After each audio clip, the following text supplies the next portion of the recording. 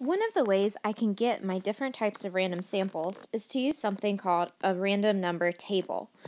When we want to use a random number table, there are a few things we need to consider as we set it up.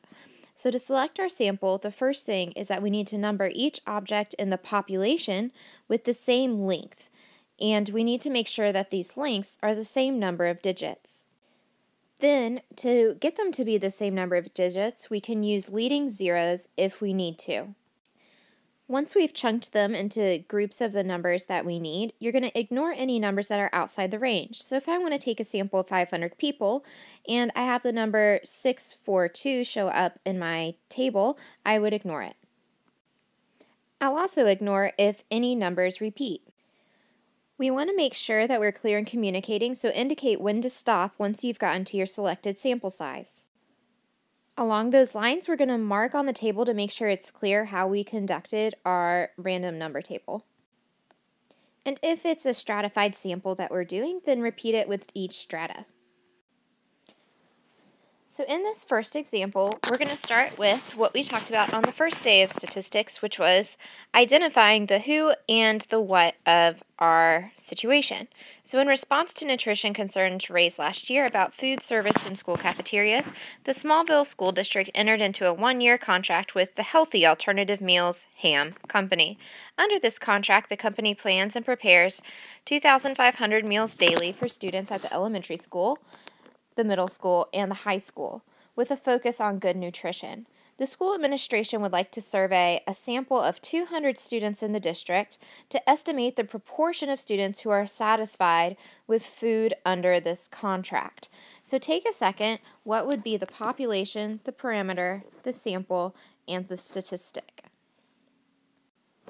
Take a second to check your work.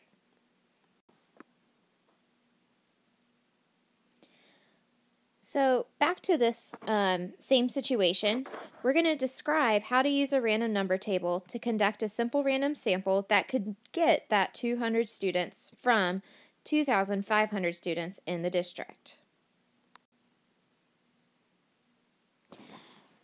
So for this, we have a population of 2,500 students that we're pulling from, and it wants us to select the first 4 students. So on an AP exam, they're not going to ask you to find, all 200. They just want to start you off and make sure you know how to use a random number table. So I noticed that I have 2,500, which is 4 digits. So the first thing I'm going to do is split up the lines of my random number table, and like at the back of a textbook, or you could look these up online, it's literally just rows and rows and rows of random numbers, the digits 0 through 9, that each have the equal proportion chance of being chosen. So since I have 4 digits, I'm going to go through and split up everything every 4 digits. And it doesn't matter that it has a space in between, like 4 space 6 right there. That doesn't matter. Because it's just grouping it in this table groups of 5, so that it's visually easier for your brain to process how many numbers there are. All right, so I'm just going to go through and do a few of these. It's easier for you to be careful on your paper than it is for me on this tablet.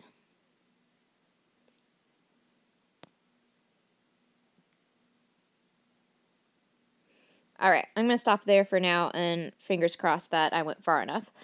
So first, we split it up into groups of 4, since I'm wanting 4 digits for the 2,500. Now I can cross off things that are not in my range of 1 to 2,500. So this is not going to be in my range, 3,900, blah, blah. 4,000, definitely not in it. Another 4,000. This next one, 0,886, that would be my first selection. Then I have 5,564, that's going to be out of my range. 1,637, that's in my range, so 1,637. 9,197 is not in my range. 1,637, that already happened, so I'm not going to use that selection since I already pulled it for my sample. 1536, 9459 is too big, and then 1798 would fit.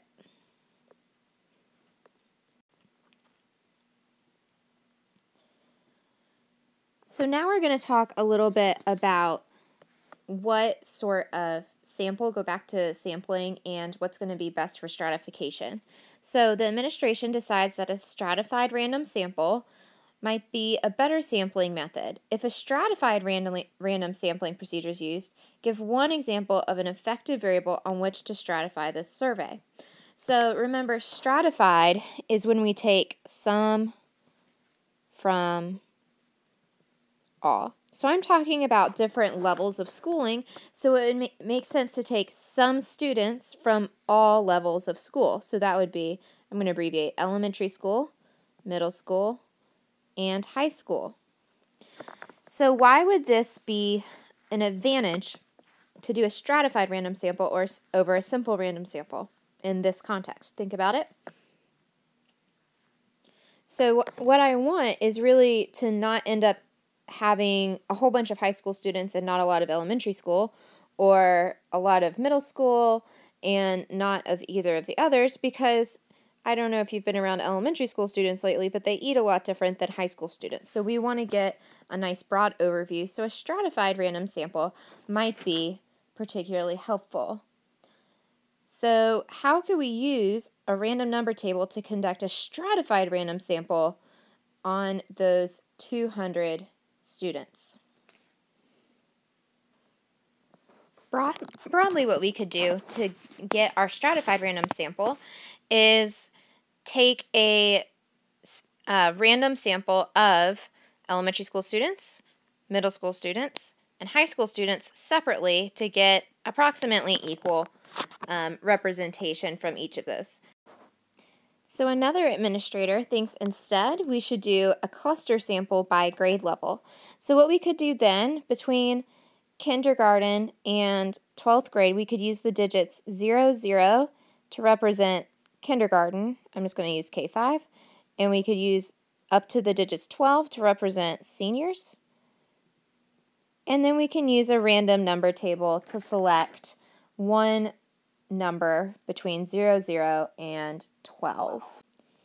An advantage of this method would be that it would be easier to collect data since I'm just getting it from one grade level, but a disadvantage is what I said on the other screen of why it's important to have all the different grade levels represented is because if we just survey seniors, then they are going to have wildly different answers than if we just surveyed kindergartners. So having a mix is a better advantage for this type of study.